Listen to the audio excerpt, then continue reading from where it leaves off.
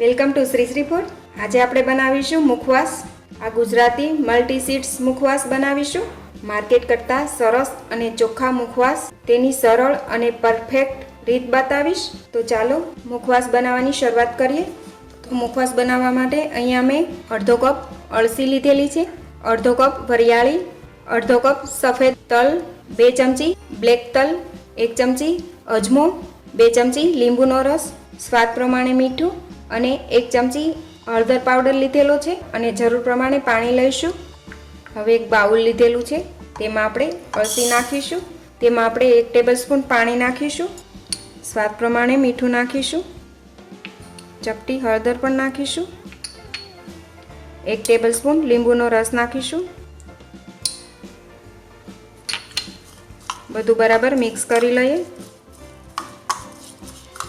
હવે તેને આપણે એક બાઉલમાં લઈ લઈએ. આ બધા સીડ્સ પલાળીને 10 મિનિટ માટે રાખીશું. ત્યારબાદ તેને આપણે શેકીને તૈયાર કરવાના છે. આ રીતે એક બાઉલમાં લઈ અને તેને આ રીતે દબાવીને આપણે મૂકી દઈશું. તો અળસી આપણે પલાળીને તૈયાર કરી લીધેલી છે. ફરી આપણે તે જ બાઉલ લઈશું અને તેમાં આપણે વરિયાળી નાખીશું. વરિયાળીની અંદર આપણે 3 ટેબલસ્પૂન પાણી નાખીશું. સ્વાદ પ્રમાણે મીઠું નાખીશું. ચપટી હળદર નાખીશું. 1 ટેબલસ્પૂન જેટલો લીંબુનો રસ પણ નાખીશું. વરિયાળી પણ આ રીતે સરસ રીતે મિક્સ કરી લઈએ. બધા સીડ્સ આ રીતે ભેગા પણ કરી શકાય, પણ બધાને શેકવાનો ટાઈમ અલગ અલગ હોય છે, એટલે આપણે બધા અલગ અલગ બનાવીશું. વરિયાળી પણ એકદમ સરસ રીતે મિક્સ થઈ ગઈ છે. હવે તેને પણ આપણે એક બાઉલમાં લઈએ. તેને પણ આપણે આ જ રીતે દબાવીને મૂકીશું. હવે આપણે આ સફેદ તલને 2 થી 3 પાણીએ ધોઈને તૈયાર કરી લીધેલા છે. તેમાં પણ આપણે થોડું પાણી નાખીશું. તેમાં પણ લીંબુનો રસ નાખીશું. હળદર નાખીશું. સ્વાદ પ્રમાણે મીઠું પણ નાખીશું. મિક્સ કરી લઈએ. સફેદ તલને પણ આપણે બાઉલમાં લઈએ. હવે આપણે કાળા તલને પણ ધોઈ લીધેલા છે. તેમાં પણ આપણે સ્વાદ પ્રમાણે મીઠું નાખીશું. લીંબુનો રસ નાખીશું. મિક્સ કરી લઈએ. આની અંદર હળદર નાખવાની જરૂર નથી. તેને પણ આપણે બાઉલમાં લઈ લઈએ. તેને પણ સાઈડ પર મૂકીએ. એ જ રીતે આપણે અજમાને પણ પલાળીશું. તેમાં પણ 1 ટેબલસ્પૂન પાણી નાખીશું. ચપટી હળદર પણ નાખીશું. સ્વાદ પ્રમાણે મીઠું નાખીશું. લીંબુનો રસ પણ નાખીશું. મિક્સ કરી લઈએ. અજમા પણ સરસ રીતે મિક્સ થઈ ગયા છે. તેને આપણે બાઉલમાં લઈ લઈએ. આ રીતે આપણે બધા સીડ્સ પલાળીને તૈયાર કરી લીધેલા છે. તેને આપણે 10 મિનિટ માટે રહેવા દઈશું. ત્યારબાદ આપણે તેને શેકવાના છે. હવે 10 મિનિટ બાદ બધા પલાળીને તૈયાર થઈ ગયા છે. તો એક કડાઈમાં આપણે વરિયાળી શેકાવા માટે નાખીશું. અત્યારે આપણે વરિયાળી નોનસ્ટિક પેનમાં શેકી રહ્યા છીએ. તમારી પાસે જે કોઈ કડાઈ હોય તેમાં તમે શેકી શકો છો.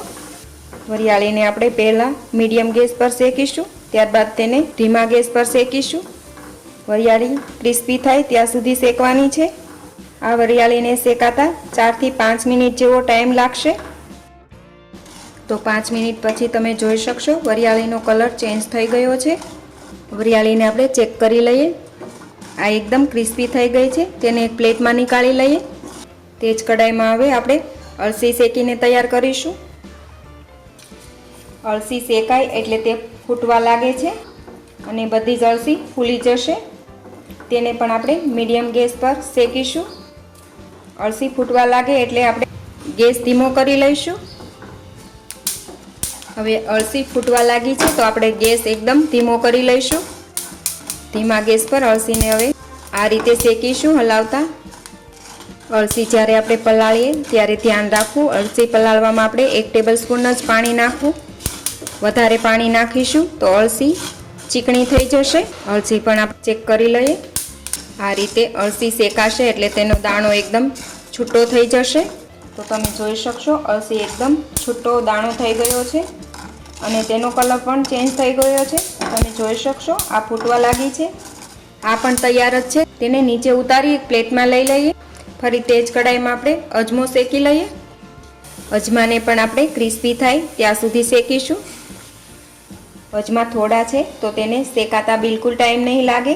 તેને પણ મીડિયમ ગેસ પર અને પછી સ્લો ગેસ પર શેકીને તૈયાર કરીશું. હવે અજમા પણ ક્રિસ્પી થઈ ગયા છે, તેને પણ આપણે પ્લેટમાં નીકાળી લઈશું. ફરી આપણે તે જ કડાઈમાં વ્હાઈટ તલ નાખીશું શેકાવા માટે. આ રીતે પાણી નિતારીને નાખવા. બંને તલને આપણે સરખા શેકવાના હોય તો સાથે આપણે કાળા તલ પણ શેકાવા માટે નાખીશું. મિક્સ કરીશું. આ બંને તલ પણ અળસી ફૂટે તેમજ ફૂટશે. અળસી, વરિયાળી, તલ, અજમો બધાના જ બેનિફિટ બહુ જ સારા હોય છે.